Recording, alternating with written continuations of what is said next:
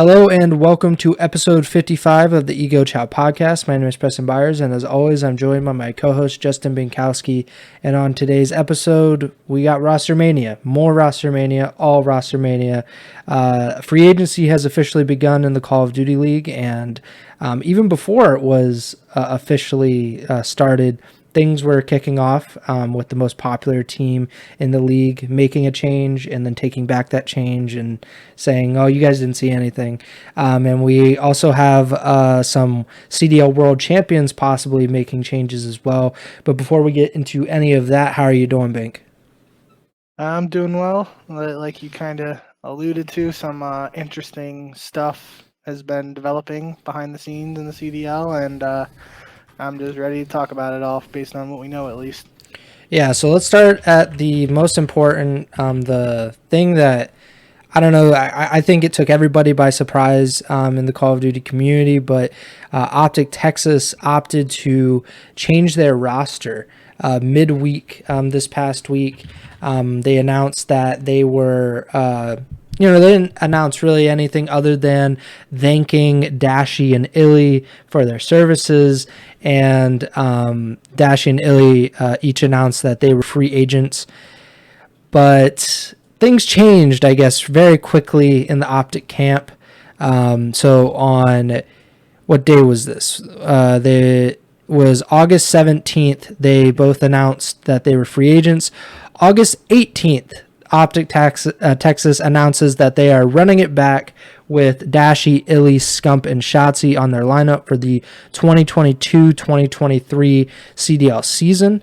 I mean, it was shocking that they made the change, and then it was, I don't know, 5,000-6,000 times more shocking that a day later they reverted the change and they decided to bring back all of the players. Some people thought this might have been a troll, something like to, I guess, increase engagement, as if OpTic needs any more engagement or attention in the Call of Duty community. But Dashy has come out since then and said that it was not, a troll. They weren't, messing around. It was a legitimate, breakup. It almost like a boyfriend and girlfriend. They broke up one night, and then the next morning they were like, man, I really miss them, so I'm going to give them a call. And they worked things over, and things have, apparently been patched up. Let me get your thoughts on this, because this is obviously just weird. I don't know how many times this has happened. I know the one thing that comes to mind is Scump leaving OpTic for Envy, and then like a week later coming back to OpTic. But what do you think about all of this? Yeah, I mean, in that comparison's sake, this was even much shorter than Scump's brief. They played a 2K with Scump on Envy, I think. Yeah. But yeah, this is definitely a weird one. I think you summed it up pretty well. That a lot of people were very surprised.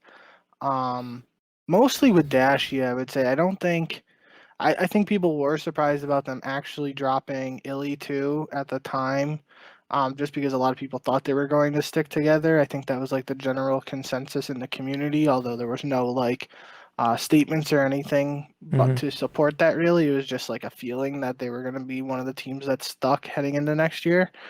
But based on the whole injury situation with Illy and stuff like that, I could much more easily have seen OpTic wanting to make a change with him than Dashy, just because, Dashy, but I'm even with Shotzi on the team, but certainly before Shotzi was on the team, he was like, the next young prodigy on OpTic, really. So, yeah, it was very surprising, and I think the first thing that has to jump to a lot of people's minds in the community is that there was the meme posted by the CDL Twitter account about, well, I don't even know if it's really a meme because it's actually something that happened, but talking about OpTic players who were dropped and then picked up by the team that won champs the following year.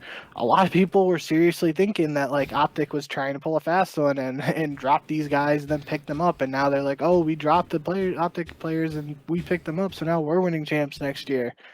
It really doesn't seem to be the case though. Dashy was on stream saying that it wasn't a troll, and I think I saw a clip of Scump talking about it on one of the like Clips YouTube channels, just like saying that like they had a lot of conversations just in the brief period of time between the 17th and 18th where they like hashed some stuff out, and they came to the conclusion to end up running it back. And I think at the end of the day, it's the result that most people expected to see this team again next year, but just this little like, I guess it's really just like a blip on the radar, or like a very minor speed bump, however you want to word it. But it's something that came up and was resolved quickly to get to the resolution that most people were expecting heading into Modern Warfare. We'll just have to see. If really, like, I think Dashy said too, like no bad blood or anything like that, but it's gonna, we'll have to see how the team is vibing and stuff like that once MW actually comes out. Teams like, I think OpTic is, well, since the merger with Empire, they didn't really stream scrims a lot, but historically OpTic and Scump has been one of those teams too, that is willing to stream scrims early in the season of new games. So if they go back to that, then we should be able to get a feel for the vibe in the OpTic camp heading into next year and early on in the MW season. But other than that, we're just going to have to keep an eye on that, I think. But definitely a very interesting and weird situation that really didn't actually have a different end result. Yeah, like you said, I think most people expected this team to end up, sticking by each other. That these four players would be together. But we're gonna get that. But it feels weird that we've had to go through this, this period, or this, the 24 hours where, two players have been dropped, or essentially dropped, and then they come back the next day and they're like, all right, we've patched everything up, we're good to go. I think it's all fine and good to say that there's no bad blood, that we've worked through all of our issues, but time will tell. Like, you can't really, like, you can say it in the moment, and I think Scump and Dashy have both said it, and I both believe that they mean it, but that doesn't really mean anything, because if you have a fight with your friend, your girlfriend, family members, you could have this reconciliation a day or two later and be like, all right, I feel better now than I did back then. But that doesn't mean that things won't pop up and these issues won't linger, even when you're not expecting it. Scump's quote, he had a stream, I think, a day after they announced that they were coming back together. He said, quote, I think that our team talks and what we went through the past 2-3 nights are ultimately going to be the best thing for us as a team going on to next year. And I think that could be the case. Sometimes you have to go through these really hard times as a team to kind of figure stuff out. We saw it with the Thieves, not publicly or anything, but they struggled for a great majority of the season, and then they were able to come together as a team and figure out a way to win. Sometimes you do need to go through these things, and you come out as a better team as a result of it.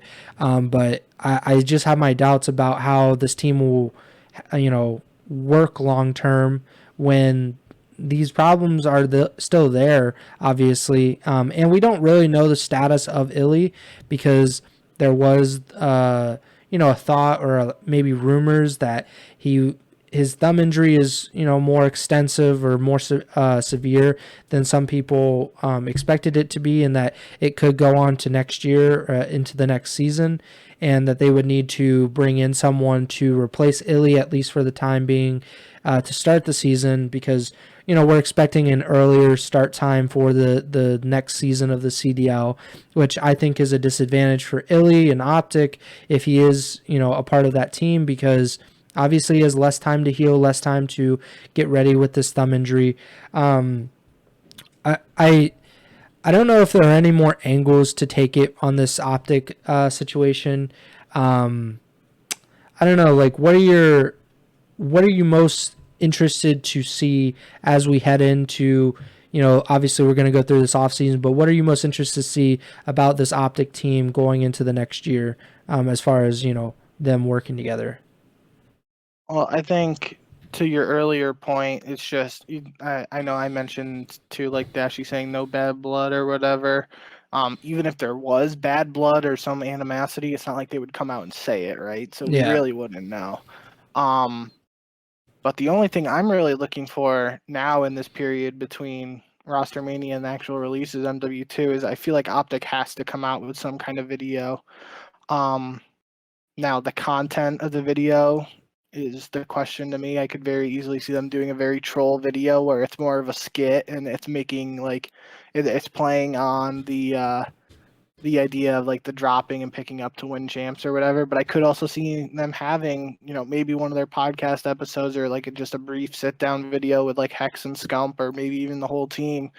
And I wouldn't expect them to come point blank out and say exactly what the problems were or anything like that, but we might get some, like basic um, tidbits of information that could give us a little more insight into uh, what was going on. But I really don't think we're going to find out too much more. We might, assuming some kind of video is released, we might get a couple answers to some minor questions, but I think end of the day, it's just going to be one of those things in the COD history books that looks a little weird if you're looking on like I haven't looked at COD Gamepedia page or anything like that, but there could be like a 1 day period where Illy and Dashy were both off OpTic and then rejoined. It would be kind of similar to like when Parasite joined OpTic for like 7 days or whatever it was back in the day. Yeah. But it's going to be one of those things. Couple years down the road, some CDL fans won't even remember that this actually happened, I feel like. So until we learn more information, and it's very possible we don't learn anything else, but until we do, I agree with you. I don't know how much more there is to say on that. Let's move on then. We've kind of exhausted our options with OpTic. Let's go to FaZe because they have, reportedly decided to make a change to their championship roster. They won the 2021 CDL championship and they made the grand finals of the 2020 and 2022 CDL championship. But reportedly they are moving on from Arcitys and they are exploring their options. So the report is, this is from Crone at Intel CDL. He said, quote, Atlanta FaZe are going after whoever they want, both free agents and players already under contract. If they do want a player that's already under contract, it all comes down to if that franchise wants to sell that particular player or not, which, really lines up with how FaZe have operated in the past. They have built this incredible roster that has definitely been the best in the CDL's history so far, the most consistent by far. And they have these cornerstone pieces. Simp and Abizi were MVP candidates last year. Simp won it. This year, Celium won the MVP. I really have to think that, like, it's going to be tough for them to make this change because there are so high expectations for them. Everybody expects them to win or be at the very top of the league. And it's even surprising to me that they're making the change. I want to get your thoughts. Like, is this a surprising move for you? This is not someone I expected to make a change, but considering they, didn't win champs, like, are you that surprised? I'm very surprised, yeah. I think one element to this, I'm going to look it up real quick before I actually say it. But there's just, so many different layers to this roster mania stuff that like I can very easily, not very easily, but I certainly could very easily see FaZe sticking together. Despite not winning a tournament this year, they still were the most consistent team and arguably the most inconsistent Call of Duty ever. So the case is definitely there for them to stick, but there's also, if we looked statistically, I know Abizi probably had a down year comparatively, and Simp certainly didn't have the same, popping off in every single map as we've seen him do in the past. He definitely had some down maps this year too. But I feel like if there's the people who just look at stats and stuff like that, Arcitys was probably statistically playing below what the rest of the squad was doing, but in that same vein, there's so many kills on the map. So when you have three superstars like Celium, Abizi, and Simps laying everything out around you, there's literally nothing Arcitys could do about it. If they're picking up all the kills, and he's going negative as a result of that, it just ends up making him look worse than he actually is. So I feel for Alec in that situation if that's actually what happened here. Obviously, we don't know for sure. But what was I?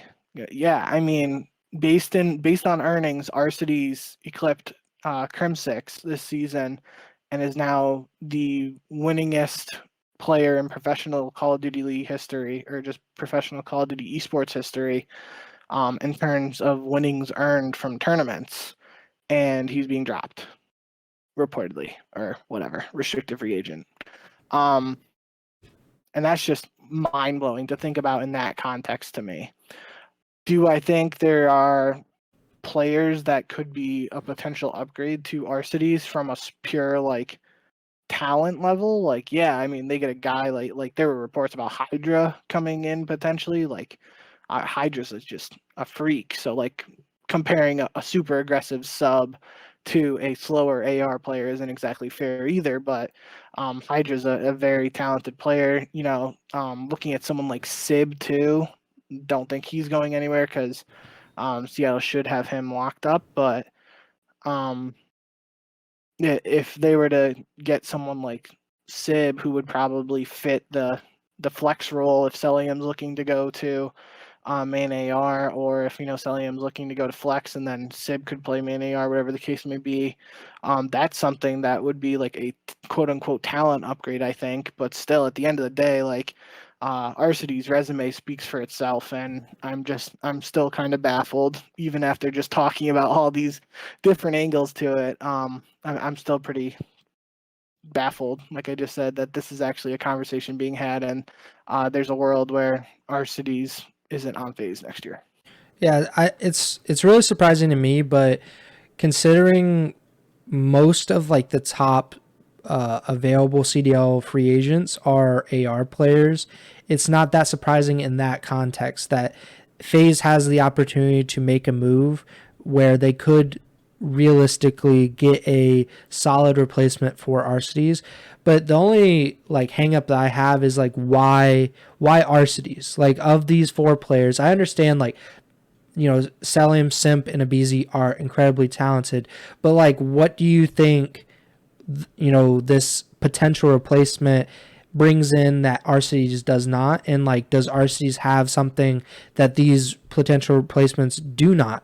Like, maybe they need extra leadership. Maybe they need like this like a slasher, essentially, like someone who is going to come in and be the leader of the team or something. Like, is that what they need instead of like in game? Because I don't know like if there are that many players, if any, that would really be able like to be an upgrade. Of course, if you bring in Hydra, but like, how do the roles fit? Like, so Celium's just a main AR now, and then you just kind of have three incredible slayers out there that can do anything. But I think that's the most interesting part, is like I can understand it if they want to go like an attach, like if they want to bring in an attach and they go that route.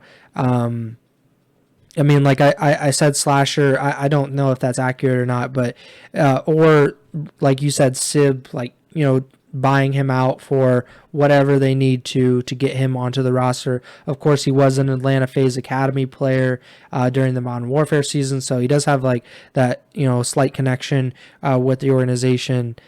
Other than that, I don't really know. Maybe they go after Cammy and they say, okay, like Cammy or Celium, one of you figure out who's going to be flex, who's going to be the main AR, and you figure that out, and we'll win championships. I'm just very, I just don't know like who's the potential replacement that could actually be an upgrade over Arcitys that isn't just like changing the composition of your team.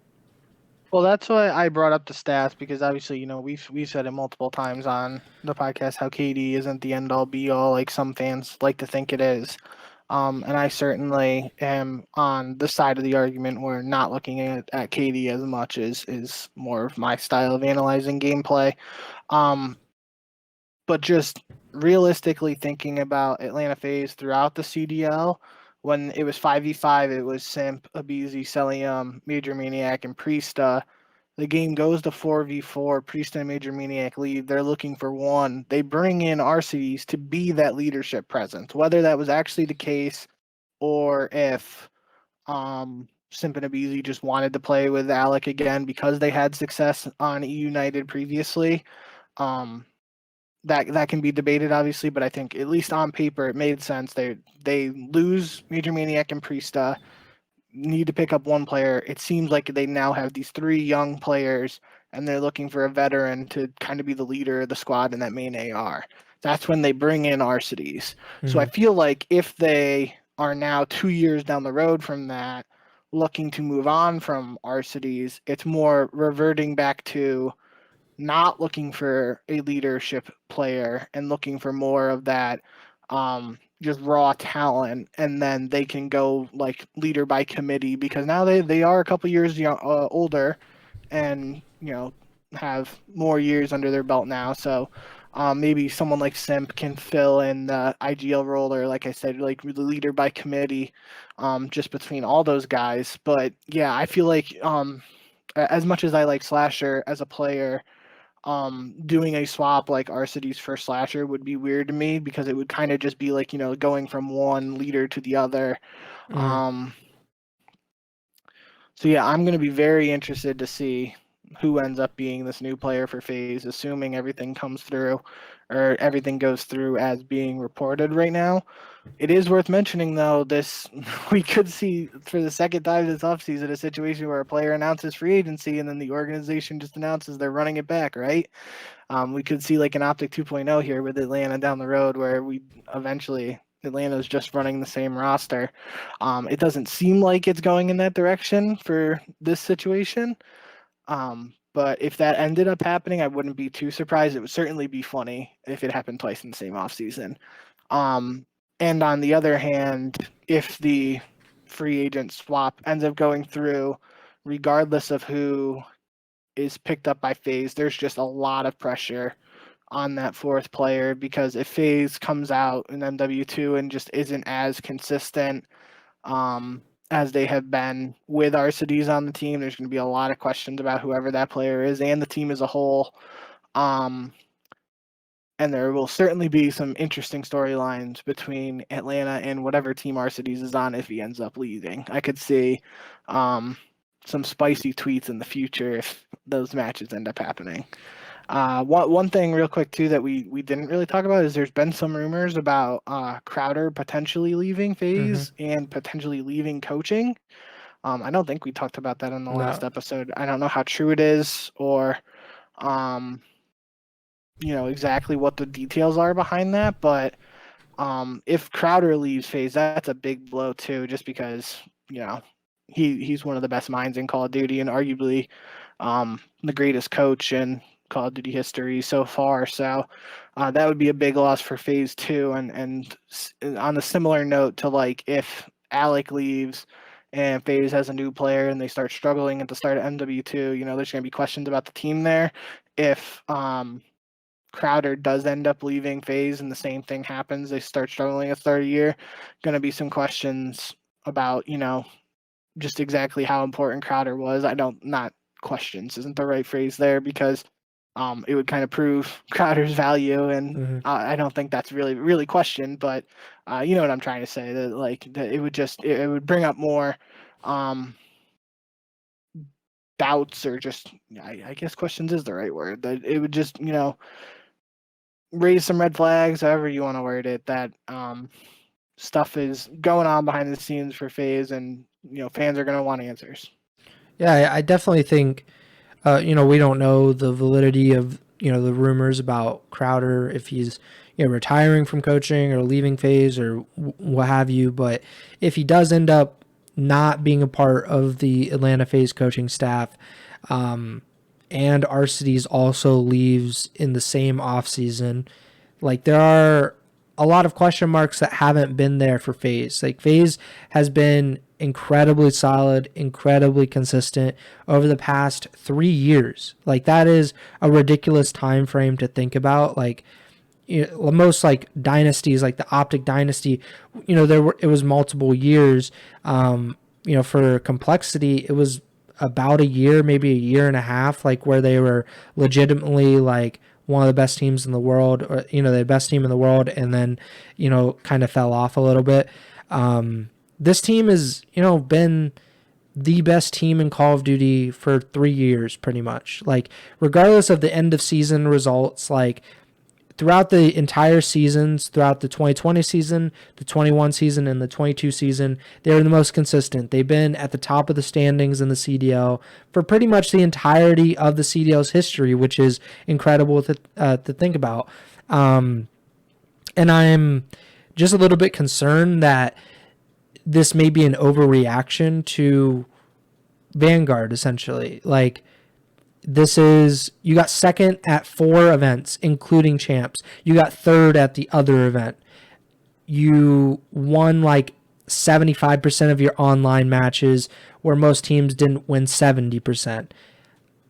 You guys came up short for sure, and that can't go unaddressed, that can't go unnoticed, but it also doesn't necessarily mean that a roster change is the best move here. I think OpTic Texas is in a similar boat where they thought maybe they did need a roster change, and then they decided, okay, maybe we don't. We've worked out our issues, and we think that this roster is what can get us to a championship next season. I think FaZe, in my personal opinion, should take that route as well, and I think that they should essentially come to their senses and say, look at what we've done with this roster. There is probably more to do with this roster than if we bring in a new player, possibly a new coach. Maybe they'll like bump RJ up to like more command, or bump Tupac up to a bigger role within the coaching staff. But I think that's a lot of change to make after a really great year that just didn't end up, perfectly. But let's talk about Arcitys real quick, because there are reports that he is going to another team already. Jacob Hale of Dexerto, he reported that the LA Gorillas are trying to acquire Arcitys now that he is reportedly a restricted free agent. And Crone tweeted yesterday that the lineup is expected to be for LAG, Arcitys, Hook, Spart, and Neptune. So that would leave Slasher out of that starting lineup. Let me get your thoughts on that real quick before we kind of dive any more into that. LAG's lineup of Arcitys, Hook, Spart, and Neptune. What do you think of that? I think it's interesting if that does come to fruition, that LAG is sticking with 3 of the 4 players on its roster to end last year. Obviously, we didn't see them compete together a lot as like that trio, because it was only for the 5th or the 4th set of qualifiers and then Major 4, since they didn't make champs. But that LAG didn't see a lot of success at the end of the year with the roster of Hook, Spart, Neptune, and Slasher. So essentially, like I was just kind of saying in the FaZe segment where we were talking about it, like replacing Arcitys with Slasher seems like a kind of lateral move, just based on the type of players they are and some of their intangibles and stuff like that. So it would be essentially LAG just betting on the talent of those guys and it leading to more results in MW2, which I'm not sure I agree with it, but if they think that's the best way they can get back to a championship, then good for them. Obviously, Hook and Spart did win Major 2 earlier this year together. Neptune wasn't on that team, but still they saw some success with Spart and Hook at least together earlier in the year. So I'm not surprised that they would keep Spart and Hook. And I don't really, they re-signed everyone except Gunless. So having them on contract, you would assume Neptune signed for probably close to the minimum after being on New York, getting dropped, playing in challengers, and then getting picked up late in the season. Probably wasn't too expensive of a deal. Pure speculation there, but so assuming it was a close to the minimum deal or something along those lines, it probably wasn't too expensive for LAG to pick him back up and renew that contract, which means that it wouldn't be too expensive to keep him on the lineup for next year. And if I think Crone, I don't remember who tweeted, but someone was tweeting about the buyout for Arcitys. If that's the move they want to end up making to get Arcitys, it would make more sense to counteract a huge buyout like that with a player potentially being on a lower end contract. And even Spart, I mean, I'm pretty sure Spart said in his speech after winning MVP that like he won as much as his contract there, whatever, at Major 2, something along those lines. I can't remember exactly what he said now, but it was funny at the time that he actually just said it in the post game or the post championship interview. So, yeah, it's definitely interesting, especially too because the Kroenke family has money that's like no secret. So like they could really go out and buy, whatever players they feel like they want. But in their situations, it sounds like they're potentially only going to spend heavily on one player and keep the other players who are under contract with them to end the season. Not saying, Hook, I would assume, is a very well-paid player. But yeah, I think Spart and Neptune probably are on the lower side just based on, being in challengers previously and stuff like that. So definitely interesting. We'll have to see if that actually comes to fruition. But I think, seeing Arcitys and Hook together would be kind of cool. Those are two players. Thinking off the top of my head, I'm pretty sure they never have teamed together, so that could be a cool dynamic. The two players that LAG, if this roster is true and Arcitys, Hook, Spart, and Neptune end up teaming together, the two players that would be left out for LAG would be Slasher and Asum. Asum announced that he's a restricted free agent. I don't believe Slasher has announced anything, but if he's not part of the roster, his contract, his team option was picked up, so he would be a restricted free agent, almost certainly. I think it's really weird that Asum should be on a roster for next season. Like, there's really no doubt in my mind. I think he's just a player that doesn't put up these incredible stats. Like, he's not going to drop a 1.2 consistently or anything, but I think he helps teams win. And I think we've seen that over the past few years that if he is on your roster, you have a chance to win. He does things that, I honestly just think he is someone who is willing to sacrifice his own personal glory or stats for the team's performance, which is always, much needed in a team. Slasher, I mean, he's quite honestly one of the more talented players in Call of Duty history, former world champion. I don't know where he goes at this point. Like, he's in that really unfortunate basket of AR players at the moment that those roles are very hard to come by because obviously there are fewer AR players in the league, like main AR players, than any other role. And I just don't know where he goes at this point. I think there could be options for him. I think he's a good leader. As far as I can tell, his teams seem to perform better at LAN, which is a good thing for most teams. But I'm just not sure where they go from here. What do you think about Slasher and Asum potentially being on the outside looking in as far as this LAG roster goes? I think so. The interesting development was the Flank was the one. I believe it was the Flank Twitter account. So I don't think Zuma said it on stream, but I think the account tweeted it initially that the Boston Breach was looking at a roster of Nero, Vivid, Awakening, and Slasher. And then that prompted Crone to say the Boston Breach roster that just leaked isn't correct. Nero, Vivid, and Awakening should be, though. Which means, at the very least, whether the Flank got bad information or whatever, assuming that there were, they were hearing something about that. There had to have at least been discussions going around for Slasher, which at the very minimum is good for his sake. Asim is definitely an interesting one too, because and anybody who's listening to the podcast, how much I like Asim as a player, just the dirty work type of player, might not show up on the stat sheet, but he's doing the little things that can be the difference between a win and a loss. So I think very highly of him. Not exactly sure where he could line up, but there are. I mean, the wild card is Vegas, right? Just because we know right now it's only temp.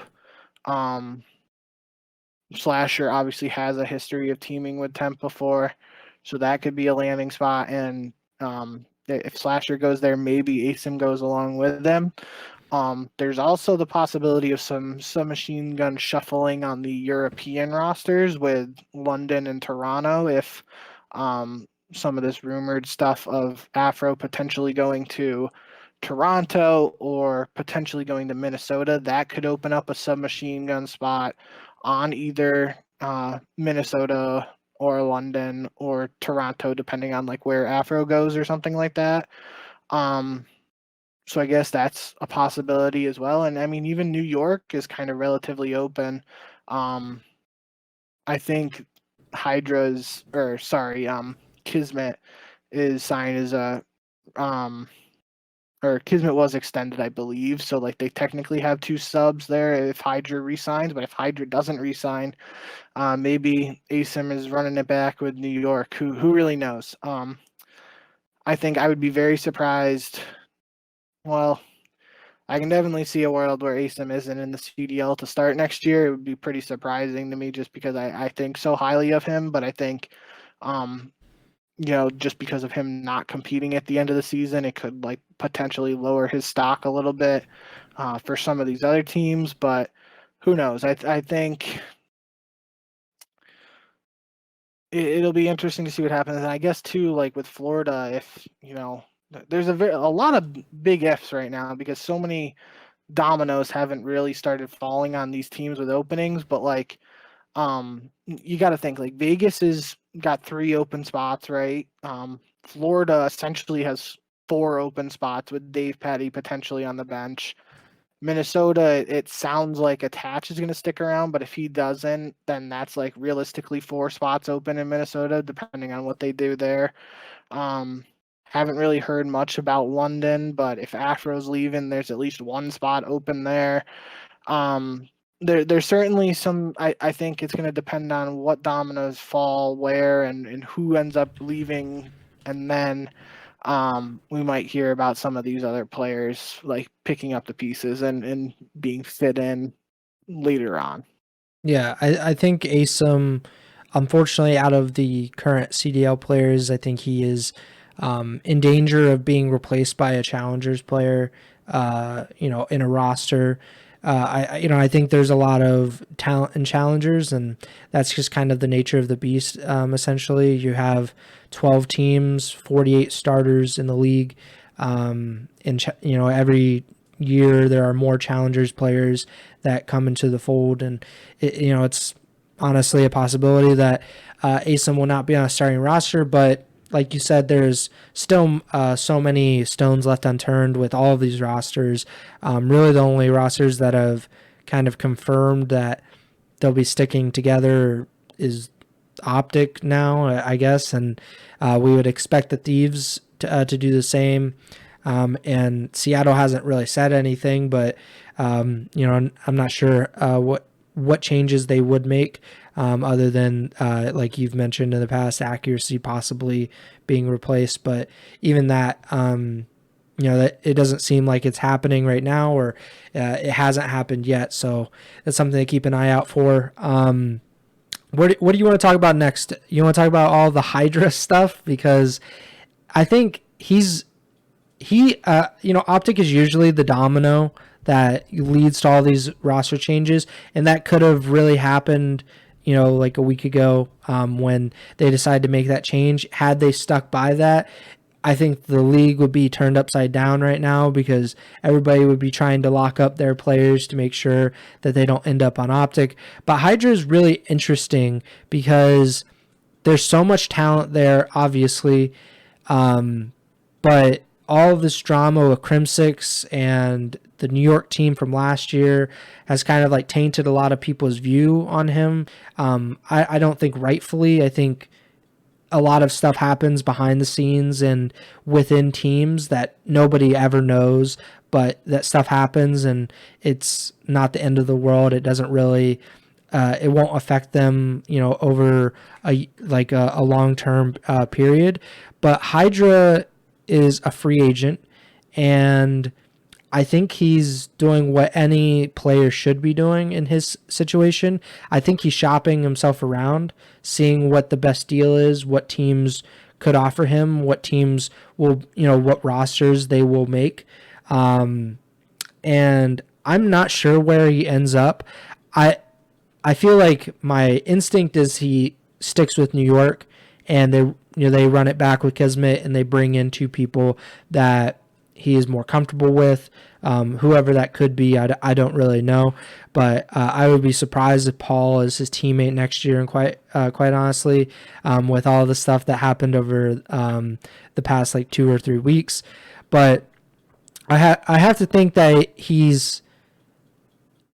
I think he was the reason that the OpTic stuff happened. Is the possibility of Hydra kind of. I think that played into OpTic's decision making. It could have played into FaZe's decision making. We don't really know how that's going to end up. If he does end up on FaZe, the league is really screwed with.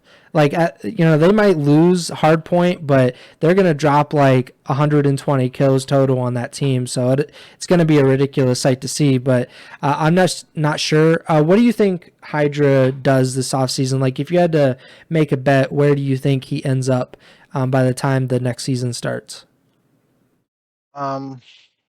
Obviously, I don't know Hydra personally that well, and I don't think a lot of people in our position do, just because he is coming over from France. There's the language barrier there a little bit, though it's not. I mean, at least listening to him on the flank, it definitely seems like his English has improved a little bit. But I feel like without knowing him personally too well and trying not to take as much of the drama stuff into account as I possibly can, I feel like the realistic answer is he's going wherever he gets the biggest bag from. Yeah. And he's put himself in that position to be able to do that just based on how talented he is.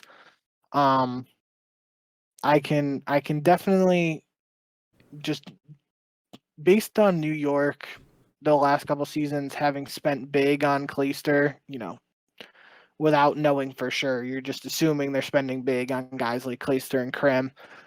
You gotta assume they would be willing to spend big again for someone like Hydra and have him be that cornerstone player that they build around for the next 2 years minimum. So I think New York is the safe bet. I think it is interesting though that there were those, for such a short time period as we were talking about with the Dashy and Illy stuff, there were certainly people reporting stuff about Hydra potentially going to OpTic, and that just makes it it makes it feel more real to me, as opposed to those other people who really genuinely think it was more of a troll by OpTic to quote unquote drop the players and then pick them back up.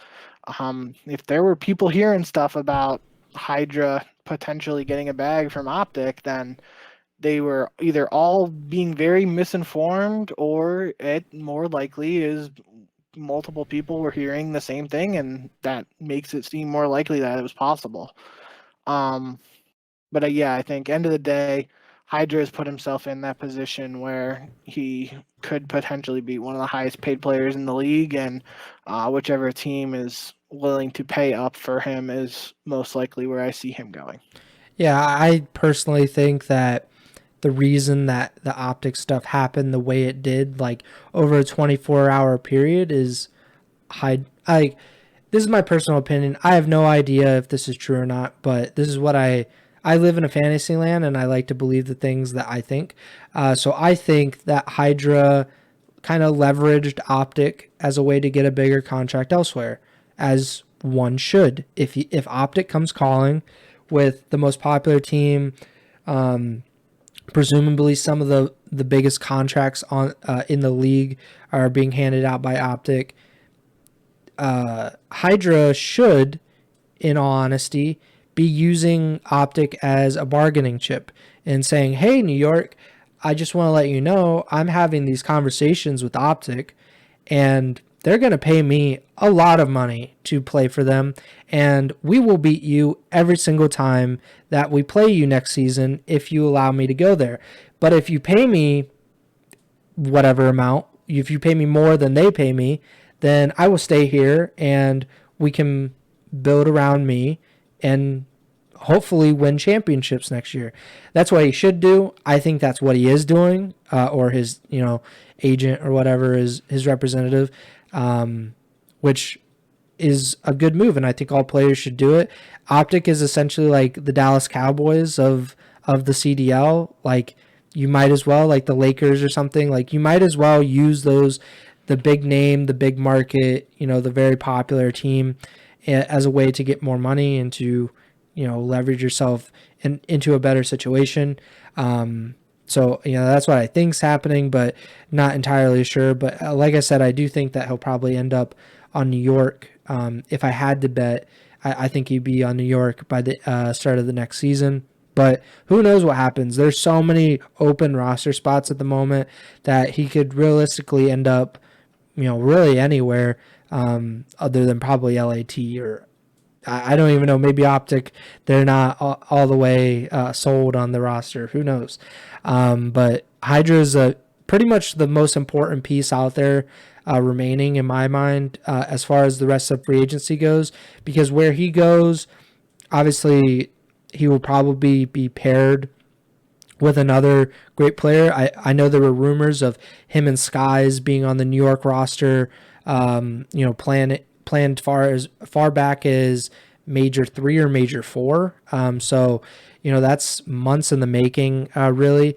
And if that's the case still, Skies could land on New York with Hydra, and Kismet looks like he's going to be a part of that roster as far as I can tell. And then it kind of depends on what they do with the flex AR role. I think Cammy is a possible option at this point. But it really comes down to what New York is willing to spend and whether Hydra will end up on the subliners, regardless. And I just think on a similar note too, Yeah. that with you saying Hydra's the move, I certainly agree too.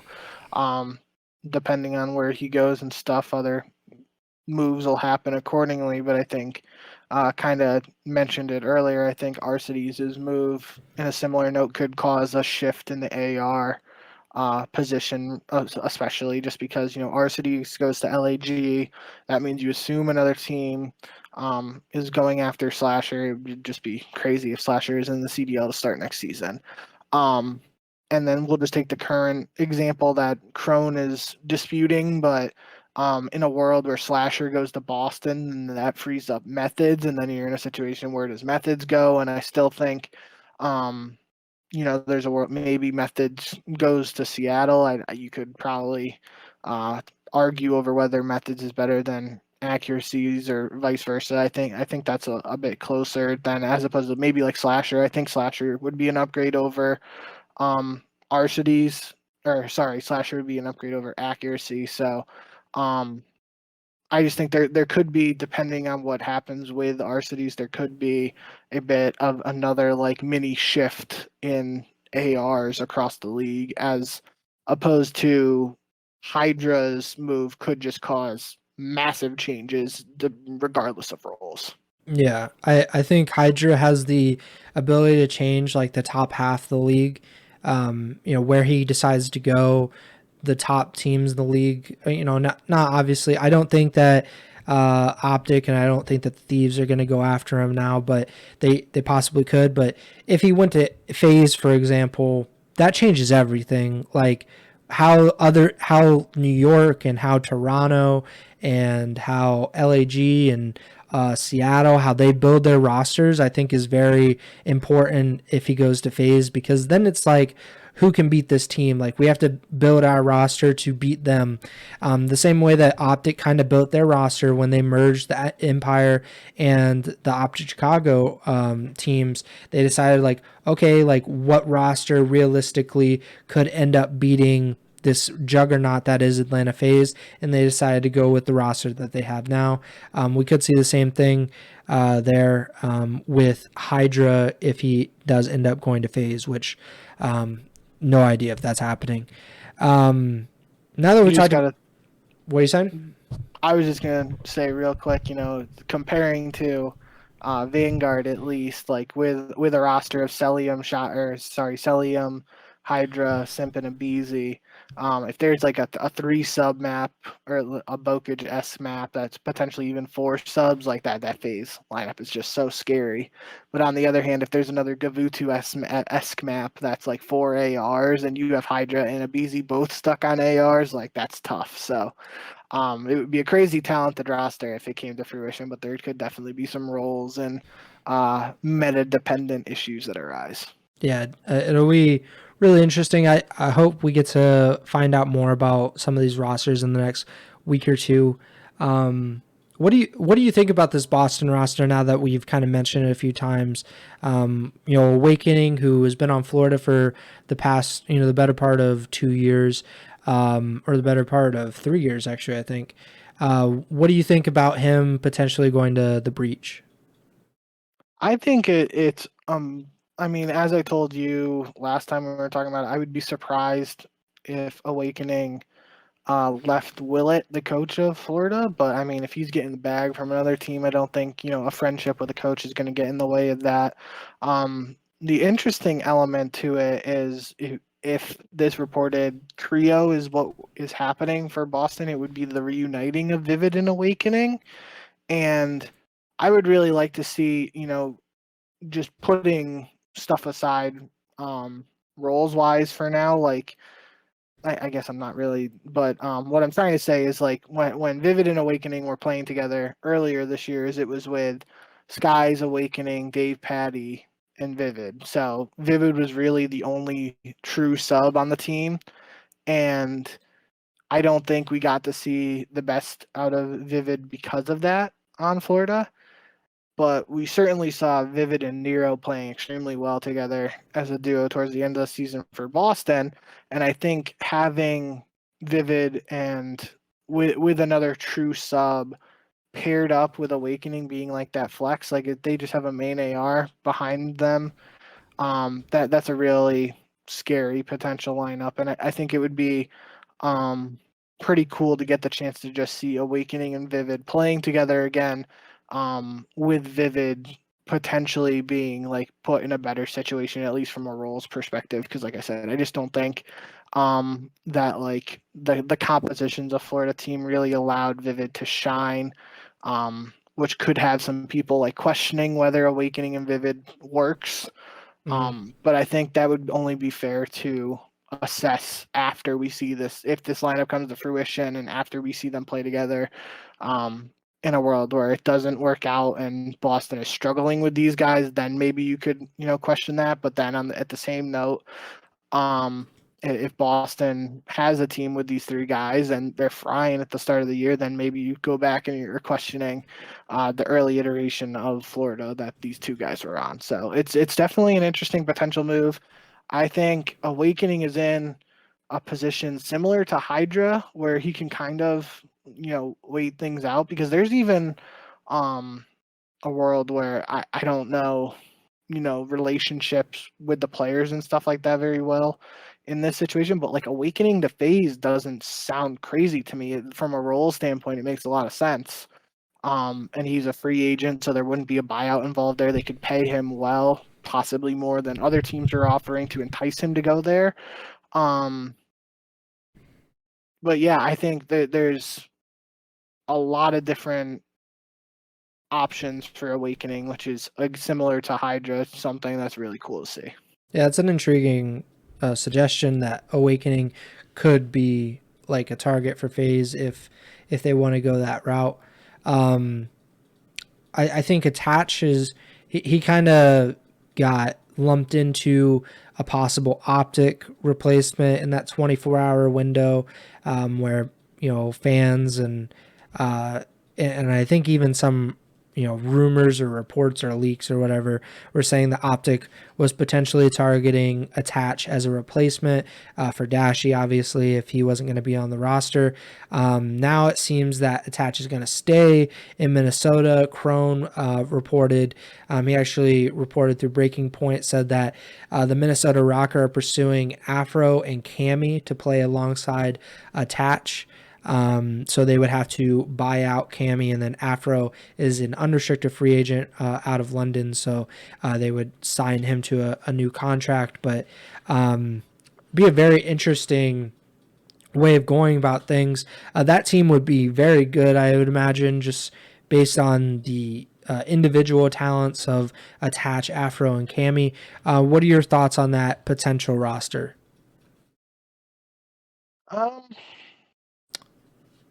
I don't know, to be honest. It's one that makes sense from a role standpoint to me. Obviously, like everything, there's no real role clashing that I could see, especially if Bance is the fourth and you have Bance and Afro on your subs, and then most likely Cammy Flex attach main AR. But there's also a little flexibility there. Although we haven't seen Cammy on a main AR, it's like a rumor that's been going around.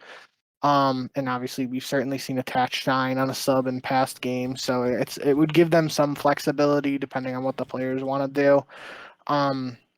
The biggest thing, it would be Attach playing with 3 European players, which is a little strange. I think Attach is obviously a very likable and easy to get along with teammate, at least just based on everything I've seen and talking to him many years ago.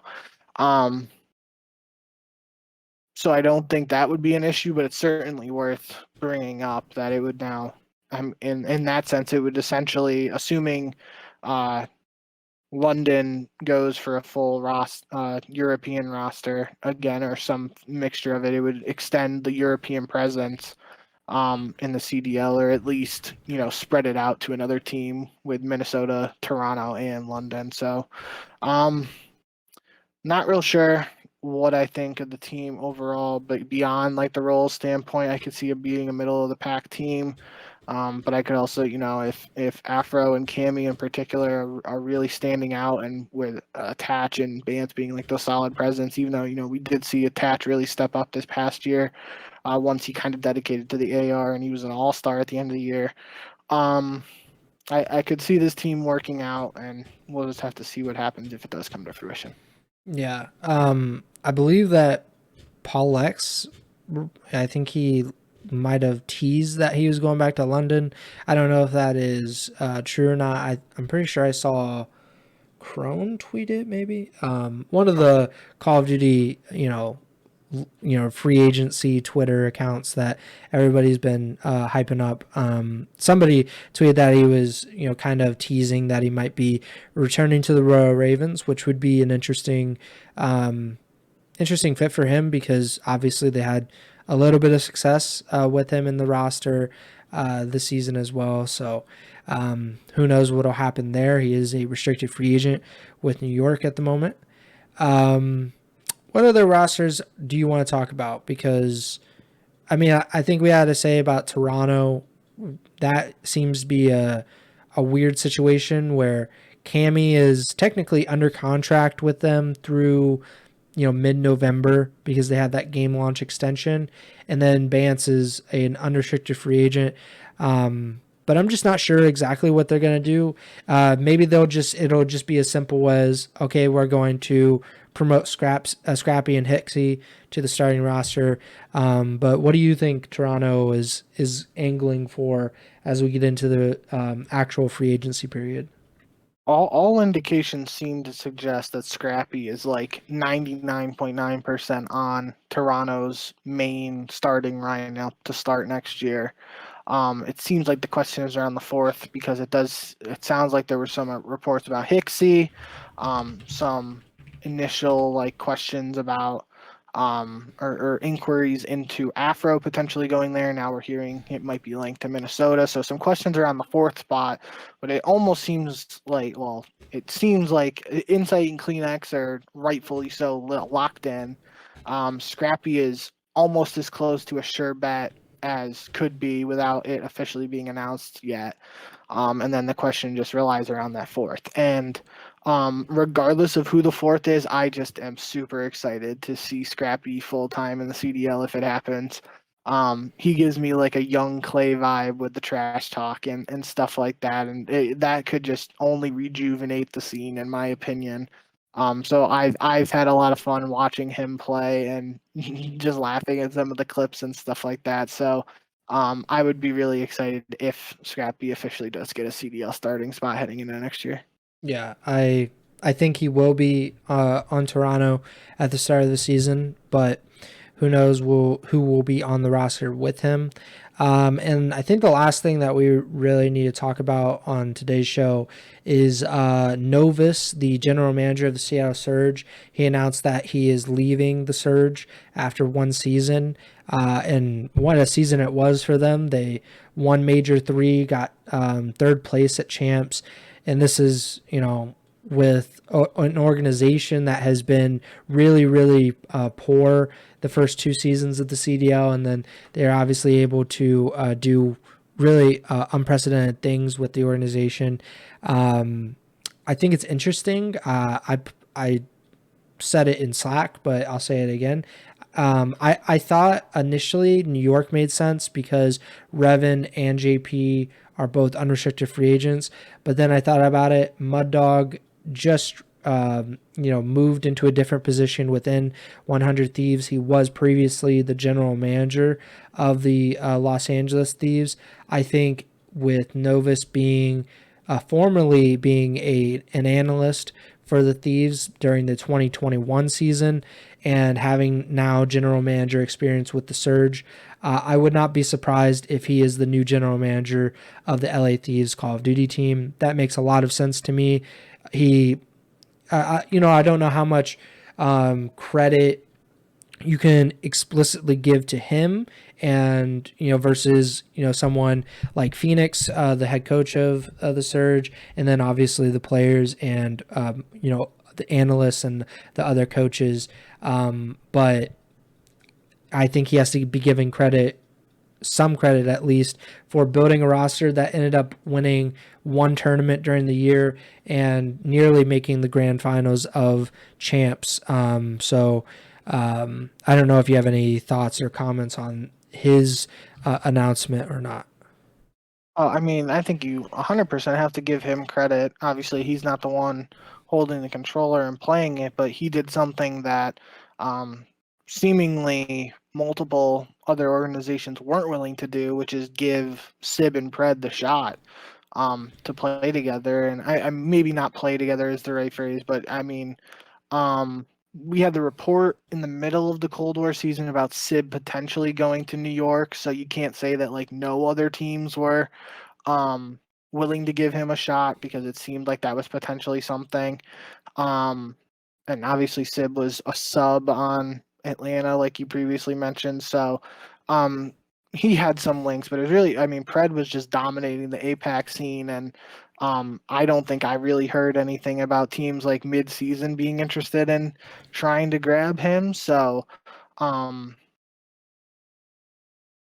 at least the idea of pairing them together seems like something that was talked about in the community, and he was just, as the GM, he had to actually have had some significant amount of say in pulling off the move and finalizing it. So I think a lot of credit goes to him. And even if he isn't there this following year, obviously he set Seattle up for success at least this next year, and then has them in a position where whoever steps into his shoes, their first objective should be to try to find a way to keep at least one of them around long term and build the franchise, if not both of them. So yeah, I think it would be interesting, like you said. I think the move to LA Thieves with Mud Dog transitioning to a new role, that kind of makes sense with his history with the organization. But that's got to be weird for like a new GM to go from building a roster from scratch in one off season to going to another organization where you don't have to make a move at all. So that would obviously be a very different off season for him if that happens, but we'll just have to wait and see what is announced. Or I mean, obviously, who knows if he even will still be a GM in the CDL. We'll just have to wait and see what's going on there. Yeah. I don't know if you have any thing else that you want to talk about before we get out of here.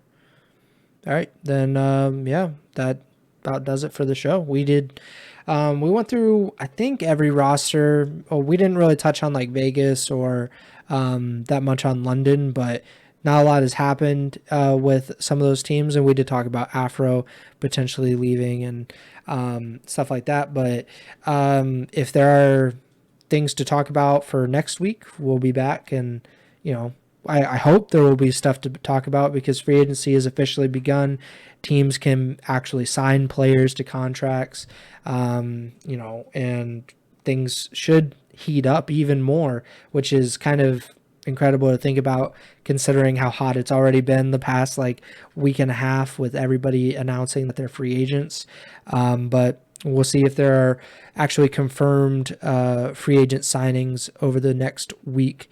Make sure to subscribe or like or follow the feed wherever you're listening or watching on Spotify, Apple Podcasts, Google Podcasts, YouTube. We're on most platforms, I believe. Make sure to give a 5-star rating on Apple and Spotify. Follow us on Twitter. He is at jbink with 2Ks. I'm at Preston Byers. And the podcast Twitter is at Ego Chall Podcast. Since it's the off season, not entirely sure when the next show will be. Hopefully next week sometime, but if not, it won't be. So don't wait up. It'll be in your podcast feed. That's why you should follow the feed or like it or subscribe to it or whatever, because it'll be there when you wake up on say Tuesday, August 28th. I think is August 28th. So 30th actually. So whenever we do a podcast, it'll show up in your feed and things will be so nice and you'll be so excited to hear what Bink and I have to say about whatever roster move potentially happens. But that about does it for me. Bink, take it away. Yeah. Only thing I can tell you for sure is we will not be doing a podcast next Tuesday, barring any rain, because that is finally when my softball playoff run starts after a month off for whatever goddamn reason. So unless something happens with that game getting rained out, we won't be here next Tuesday. But obviously, like he said, follow us on Twitter, all that good stuff, and we'll let you know when we're going live. I think, yeah, the best summary Preston said, really, we've had a couple big initial, roster bombs, Woj bombs, whatever you want to call it, Chrome bombs. But there's still a lot of madness to come, and we plan to bring you all the latest information and our analysis on any confirmed and potential moves that we know about. So hope you guys enjoy and stick around throughout the rest of this off season, and looking forward to seeing what rosters we finally will get to see whenever the MW2 season starts. So as always, thank you guys for tuning in, and remember to send the chow.